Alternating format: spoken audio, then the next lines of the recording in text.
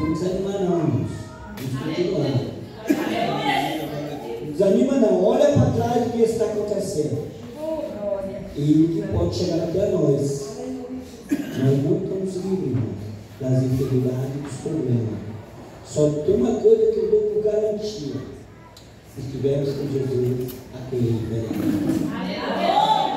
Se nós estivermos com Jesus e Jesus conosco, a coisa pode até chegar, como chegou para minha filha. Mas ela não está sozinha no barco. Então vamos continuar adorando o Senhor.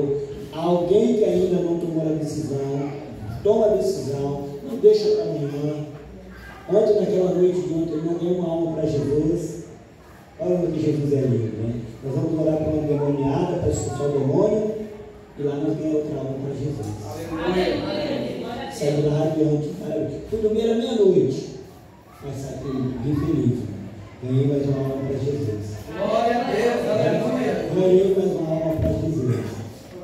Maravilha. Eu imagino como Deus está olhando de lá. Né? Quando a gente ganha uma alma para Jesus, quando uma alma aceita Jesus. Isso é muito bom. E para alguém que ainda não aceitou, irmão, não deixa também não. Pelo amor de Deus. Abre os olhos. Abre os olhos. Pelo amor de Deus. As coisas estão vindo aí. E nós não estamos sujeitos a não chegar até nós. Mas diga uma coisa, com Jesus é de fé, viu? As palmas que louvam o Senhor Jesus.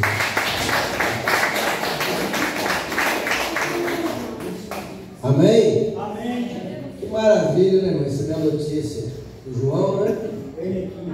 Glória a Deus. Louvado seja o nome do Senhor. Irmãos, ontem a gente estava um grupo pequeno aqui, mas tem palavra. A glória de Deus. Aleluia! Eu estava comentando com uma pessoa que quando eu vou numa igreja, eu vejo gente jogando cadeira pro alto, rolando no chão igual bola. Aí tem gente que acha que isso é poder de Deus. Para mim isso é meninice, irmãos. Amém? Agora quando você vê as pessoas chorar, principalmente na hora da palavra, você vê as pessoas chorar, aí você vê que realmente é Deus tocando na pessoa. Porque eu já ouvi pessoas falar assim, eu não choro, mas na presença de Deus choro. O homem pode ser valentão, a pessoa pode ser o que for, chora sim. Porque se o Espírito de Deus tocar, irmãos, até eu estava precisando daquela palavra ontem. Eu tinha preparado uma outra mensagem, Deus me fez pregar aquela, e eu fui dormir tremendamente abençoado e renovado. Amém? Hebreus capítulo 11. Hebreus capítulo 11, verso 5.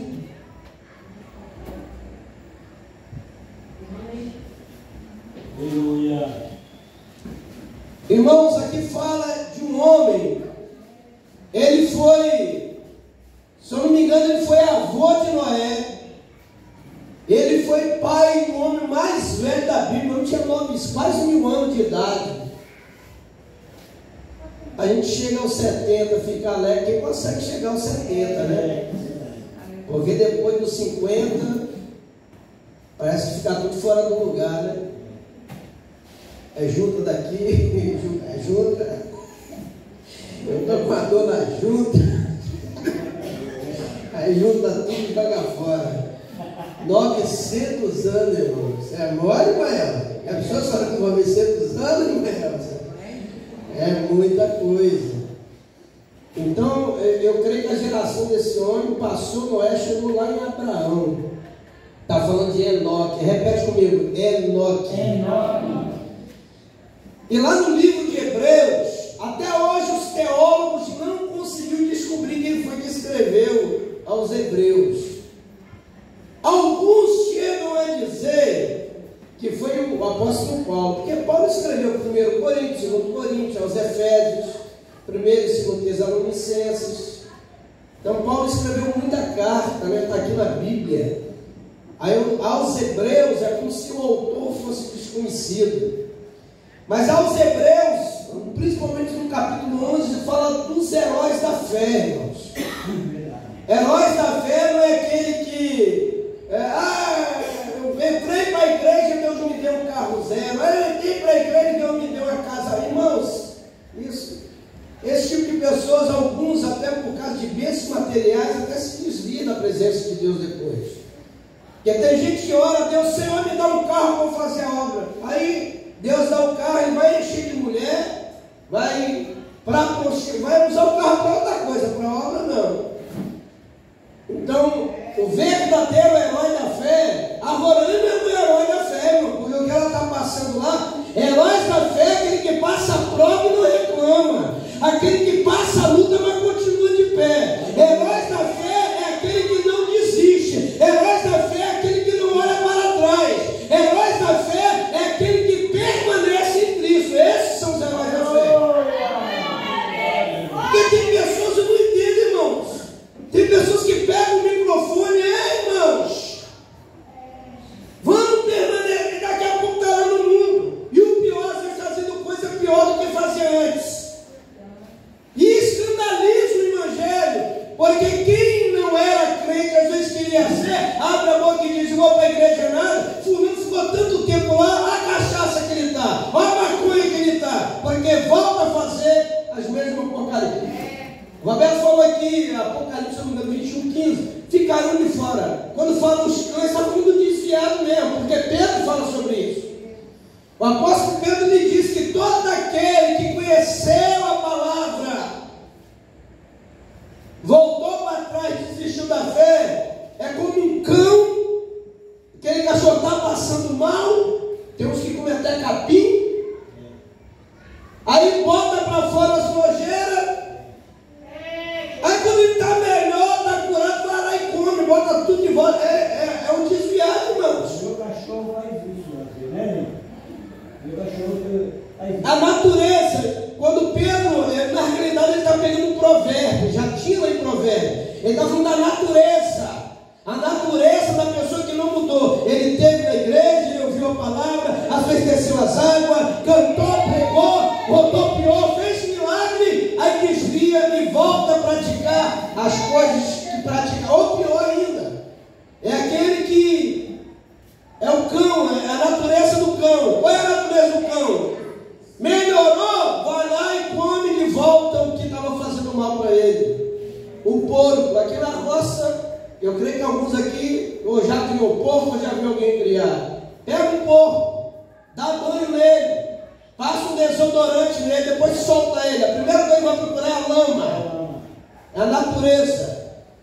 Porque a ovelha não come, nem vomita, nem come o que vomita. Ovelha, se você der um banho nela, ela não vai correr para a lama. Porque tem gente que vem para a presença de Deus, não torna-se ovelha, continua com a mesma natureza.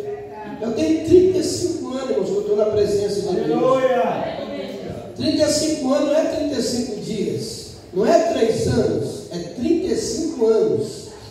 Eu já passei por tudo quanto é tipo de prova que você imaginar. Mas eu já falei aqui, vocês já ouviram. Já falei, Senhor, se amanhã depois se for para me virar um cão e comer o vômito que eu vomitei, tira minha vida antes, me leva antes, me prepara e me leva, porque eu não quero dar esse gostinho pro capeta não. Porque quando a pessoa aceita Jesus, o diabo vira o bicho. Mas quando a pessoa se desvia e volta para ele, ele se alegra e bate palma. Assim como tem festa no céu quando o pecador se arrepende, o inferno deve fazer a maior festa quando o crente deixa de servir a Deus e volta para o mundo. Aí aqui diz assim, Hebreus 11, 5 até o 29, mas nós vamos ler só um versículo. Pela fé, foi Enoque transladado para não ver a morte. Ele não foi achado, porque Deus o transladara, visto que antes de ser transladado, alcançou testemunho que agradara a Deus.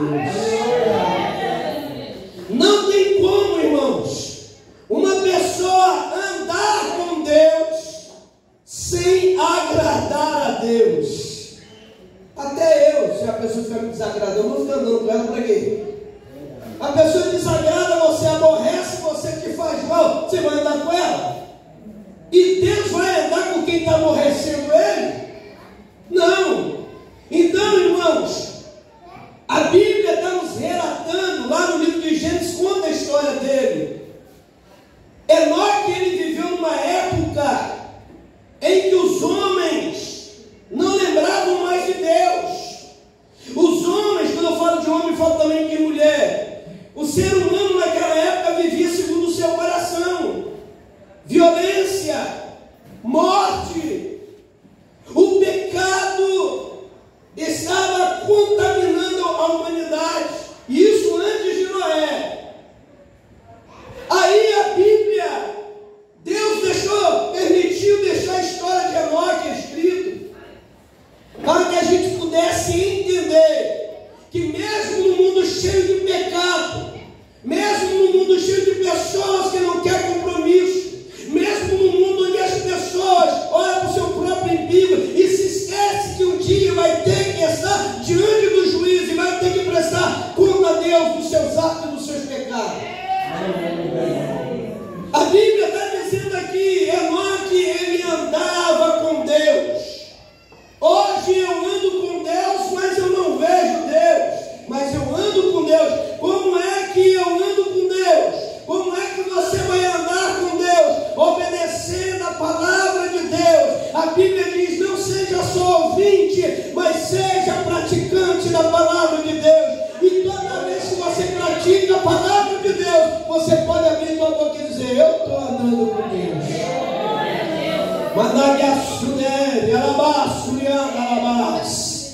Andar com Deus, irmãos, nos dias de hoje é obedecer à voz de Deus. É estar na obediência à palavra do Senhor, irmãos. Não adianta a pessoa dizer que serve a Deus, mas bate no peito e diz, não, igreja não manda em mim, pastor não manda em mim, eu faço o que quero. Ah, tem gente que fala assim, eu morri assim, eu nasci assim e vou morrer assim. Não, irmãos, não é assim que a palavra de Deus ensina. Quando nós verdadeiramente andamos com Deus, nós temos condição de dizer assim, eu não vivo mais, mas é Cristo que vive em mim.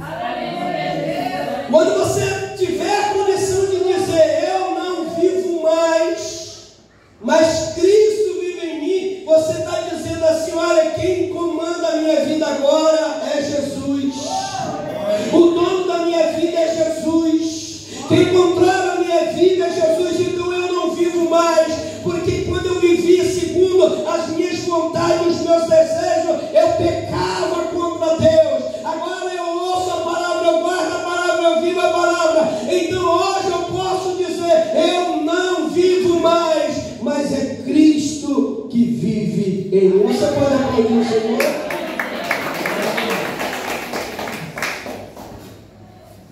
Aqui, irmãos, nós vemos nessa história, primeiro Deus está mostrando através da palavra que o ser humano, mesmo no meio de um mundo corrupto e cheio de pecado, se o homem e a mulher quiser, ele pode andar em santidade.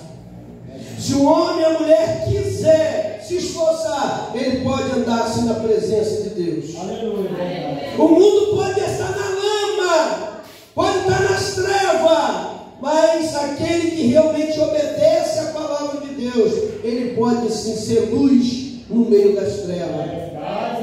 Então era uma época que o pecado tinha dominado a raça humana, mas no meio de todo aquele povo, Deus observa Enoque e permite que se escreva sobre ele. Enoque andava com Deus. Aleluia. E o que me chama a atenção, irmãos, ele tinha esposa, ele tinha filhos. Aqui a palavra está mostrando que a salvação era individual. Roberto não vai prestar conta da Leide, a Leide não vai prestar conta do Roberto, cada um vai dar conta de si a Deus. Não vai ser igual quando Deus esteve no jardim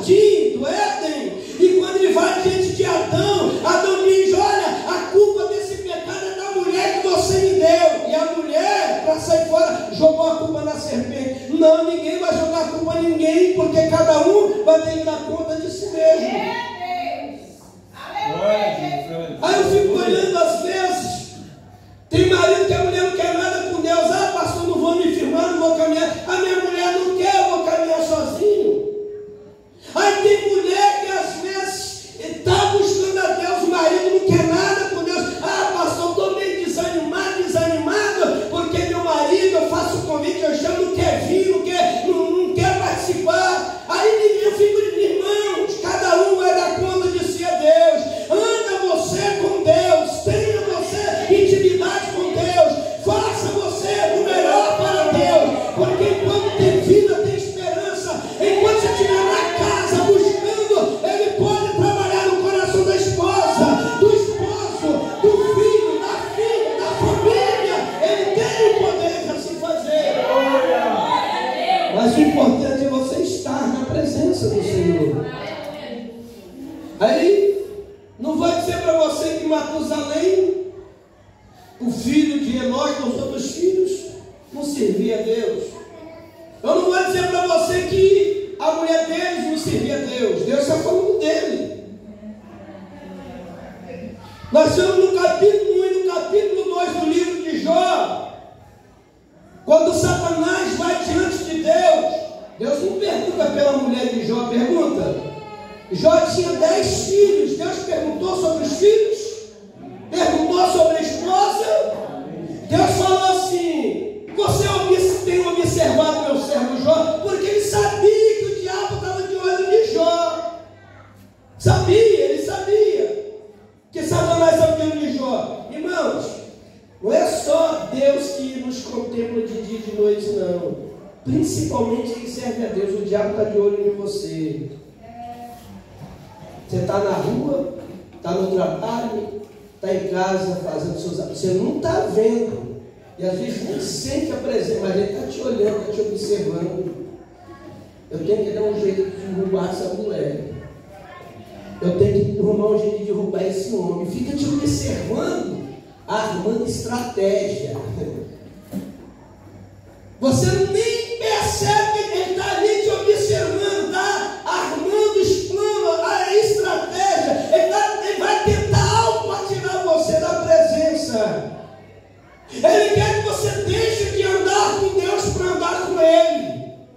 Porque antes de conhecer a Jesus, você não andava com Deus, você andava com o diabo. Você não via Ele, andava com Ele porque fazia a vontade dEle. Você só anda com aquele que você faz a vontade. Se você faz a vontade de Deus, você anda com Deus. Se você faz a vontade do diabo, você vai andar com o diabo. Não adianta dizer, mas eu tenho fé em Deus. Aí tem gente que fala, mas pastor, eu creio muito em Deus. O diabo também crê. Ele crê. Ele conhece a palavra de Gênesis, Apocalipse. É por isso, eu vou até falar uma coisa para vocês aqui. Você não vai deixar a Bíblia aberta em casa no Salmo 91, Salmo 23. Isso é besteira, irmão. O que faz você vencer o diabo é você obedecer a palavra e ter uma vida de oração. Se você orar antes de dormir, irmão, Salmo 91, eu me lembro que eu cheguei de frente de uma casa, foram me chamar, estava tomando café na casa do irmão depois do culto. Aí foram me chamar, passou, pegou um demônio numa mulher ali, assim. Nós fomos lá, foi eu e o missionário Júnior. Tinha umas 30 pessoas com Salmo 91. Aquele que gritando alto de luz dá para ouvir. Aquele que habita no esconderijo do Altíssimo, o diabo dando gargalhada dentro da casa da mulher. Aí eu cheguei, vamos parar, chega. Salmo 91 para o diabo. O diabo não sabe que Salmo 91, ele sai no nome de Jesus. Você pode ler Salmo 91, o diabo vai continuar rindo de vocês. Ah, mas é a palavra, irmãos, a palavra de Deus, ela só tem poder para quem obedece a Deus. Se não obedece a Deus, você pode ler e reler. Se você não guardar, não tem validade nenhuma para você. É por isso que era aberta, é Deus falando, era fechada no livro. Mas ela só é Deus falando quando você está na presença de Deus.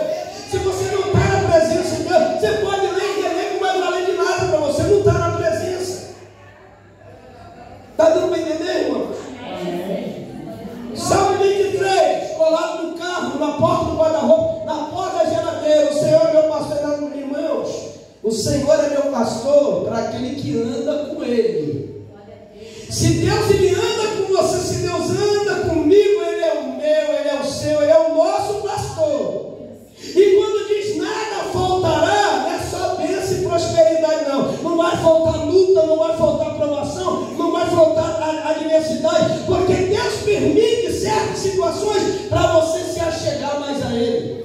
Porque tem muita gente que só vem com a presença de Deus quando o negócio está estreito, irmãos. Porque enquanto está tudo bem, a pessoa não quer nem saber. Mas quando o negócio está estreito, ele se achega a Deus. Então Enoque, no meio de um mundo de corrupção, de pecado, Enoque ele andava mesmo com Deus, irmãos. Hoje a gente anda com Deus obedecendo a palavra, mas ele andava com Deus. E Deus recolheu ele vivo. Por que a Bíblia cita que Enoque foi levado vivo? Por que a Bíblia cita que Elias foi levado vivo? Quando você lê, Enoque foi transladado. Quando morre uma pessoa lá no Japão, lá nos Estados Unidos, lá na França, lá em Portugal, a família ela tem que trazer o corpo para o Brasil. Como é que se chama? Transladar um corpo. O que é transladar? É tirar o corpo de um lugar e levar para o outro. A Bíblia diz que Enoque foi transladado, ele foi tirado invisivelmente. Hoje a palavra transladar é a mesma arrebatamento. Assim como Enoque foi tirado sem ninguém ver e vivo. 1 Tessalonicenses 4, 16, 17, 18. 1 Coríntios 15, 51. Os que morreram em Cristo vai ressuscitar, mas os vivos, assim como Enoque e Elias, serão transladados, arrebatados, retirados, levados para o Pai, sem ninguém ver. Seremos transladados um dia, seremos arrebatados um dia. Eu fico olhando, irmãos, que existem pessoas, ela começa bem, né? Ela vem, eu acho que existe coisa de empolgação, não é novo nascimento, né? Já vi isso aqui em Limeira, por onde eu passo, lá em Mariotinha aconteceu muito. A pessoa vem, aceita Jesus e quer cantar, quer falar, quer isso, quer aquilo, daqui a pouco vira o cabeção e vai para o mundo. Aí bota um monte de desculpa, sendo que não tem desculpa para abandonar a fé. Não tem, irmãos. O apóstolo Paulo, lá no capítulo 8 de Romanos, ele diz que nem a altura, nem a profundidade, nem a fome, nem a espada, a perseguição, nada pode nos separar do amor de Deus que tem em Cristo Jesus. Ah, pastor, desistir, sair uma praga, uma luta, irmãos. Não tem como receber uma grande vitória se você não passar por uma grande luta. Tudo que ocorre, que parece ser ruim aos nossos olhos, na realidade, é Deus te purificando, assim como o olivo purifica o ouro, assim como Ele purifica a prata. O ouro é traçado no fogo em alto grau. Nós somos purificados através das provações. O Roberto, ele mesmo falou, rapaz, depois que o meu neto ficou lá, morre, não morre, a gente passou a orar. Teve um dia que eu cheguei lá, estou em consagração. É uma provação que a mãe está passando, mas botou todo mundo para orar, para jejuar, para consagrar. Se o neto tivesse em casa cheio de saúde, o Roberto estaria se consagrando? Tudo bem. Estaria todo mundo orando? Então tem coisas que parecem ruim aos nossos olhos, é Deus permitindo, não para você se afastar, para você desistir, abandonar a fé, mas para você se firmar mais e crendo que naquela prova terá grande testemunho de vitória, e que o nome do Senhor será glorificado.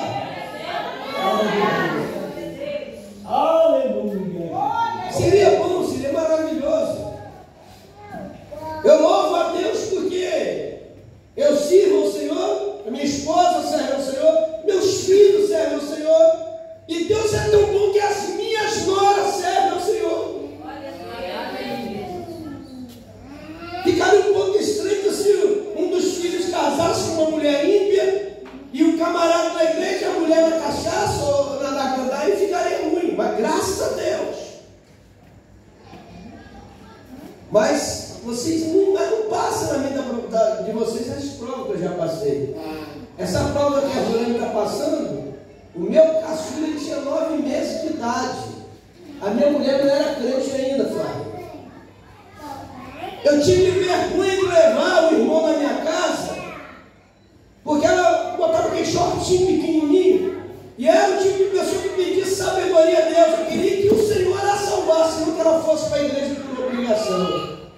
Eu falei, vou na igreja. Ela, não vou não, me insistia. Tratava bem do mesmo jeito. Isso me fez fazer o quê? Eu fui para o monte fazer campanha. Madrugada, debaixo de chuva, relâmpago, trovão, e eu lá de joelho com a cara na pedra. Salva minha esposa, Senhor. Aí o meu filho com 9 meses deu uma infecção no olho dele. O olho foi crescendo. E o médico um dia chegou para mim, 15 dias no hospital, o médico chegou para mim, você é o pai do Ismael, você sou. Você, fizemos de tudo para tentar salvar teu filho. Fizemos de tudo. O antibiótico não está fazendo efeito. A infecção está indo para o cérebro. E o olho não está parando de crescer. Vai chegar a hora, ou a gente vai ter que tirar o olho dele, ou ele vai morrer por causa disso aí, porque ele não vai caber dentro do crânio. E eu cheguei, Roberto, no hospital, naquele dia, o meu filho estava dentro de um berço, amarrado, todo amarrado no berço, com 2 agulhas enfiadas na cabeça. Eu cheguei para minha esposa e falei assim, por que ele está assim? Ela falou assim, porque não tem lugar mais para furar. Não acharam veia nele mais. É na cabeça. Está tomando antibiótico, os remédios. Não sei como fizeram que acharam uma veia na cabeça dele. Eu saí dali arrasado, irmãos. Eu sendo pregador, eu já era dirigente de igreja. Isso foi numa sexta-feira. Saí de lá arrasado. E fui para o monte. Tem hora que a prova é tão grande que às vezes você não consegue orar, você só fala, você não ora. Ou só chora. E está na Bíblia isso, 1 Samuel, capítulo 8 em diante. Ana, amargurada de alma, angustiada, só sabia chorar. Mas a oração dela era em forma de lágrima. E Deus, através das lágrimas e o mover de lágrimas, Deus sabia e respondeu a oração dela. Ela queria um filho, Deus deu 5. Uma mulher que tinha um útero seco, Deus deu 5 filhos para ela. O primeiro foi Samuel. E no capítulo 2, ela com o menino já mamando, ela diz, por esse menino orava eu. Ela está querendo dizer, isso aqui é fruto de oração. Mesmo triste, angustiado, não desisti, continuei crendo. Eu sei que você pode orar em casa, orar no monte, irmãos, mas as maiores vitórias conquistadas na Bíblia foi no templo do Senhor. Ana estava no templo. Ezequias estava no templo. Davi, todas as vezes que ia para a batalha, ele ia para o templo pedir orientação a Deus. Aqui é o lugar que você ouve a palavra, você se alimenta e restaura a tua fé. Mas é o lugar que Deus também puxa a orelha. É o lugar que Deus te chama para se consertar. É na casa de Deus. Aí o que aconteceu? Eu fui para o monte. Era uma meia-noite e pouco. Veio um irmão perto de mim, eu sentado na pedra, Roberto. Veio um irmão perto de mim, ô meu amado, vamos ali orar para a gente. Eu falei assim, rapaz, hoje eu quero ficar quietinho aqui. E você sabe qual era a minha palavra com Deus? Poxa, Senhor, o que eu fiz de errado? Porque era um bebê de 9 meses. Não tinha pecado aos olhos de Deus. Poxa, Senhor, o que eu fiz de errado? Eu estou pregando a tua palavra. Se o Senhor não curar meu filho, eu não vou pregar cura mais. E se o Senhor levar meu filho, eu não vou desviar. Para cura eu não prego mais. E não prego mais em lugar nenhum também. Aí eu levantei e fui para o meio deles. O irmão que tinha me chamado falou assim, olha irmão, e tudo que eu falei com Deus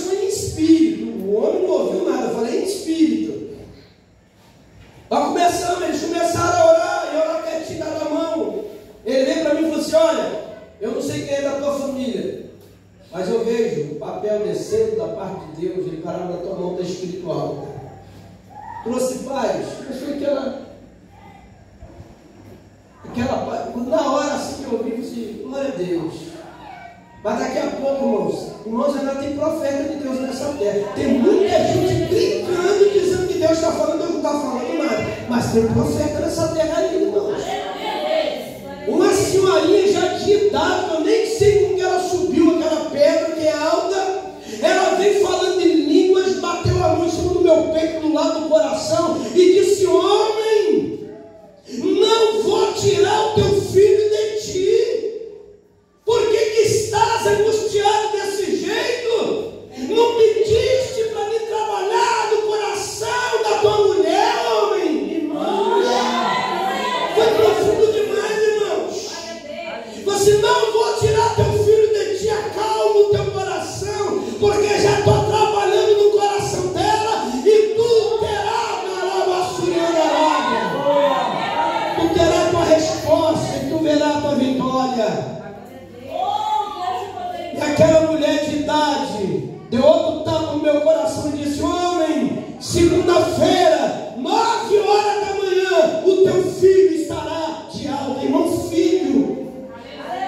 Se ela fala assim, filho, já fala, não é de Deus. Filho, segunda-feira, ela de sexta passada no monte, segunda-feira teu filho vai estar de alta. Irmãos, no sábado, às 9 horas da manhã, eu já cheguei no hospital. Quando eu cheguei, o menino não estava mais amarrado no berço. Quando eu cheguei,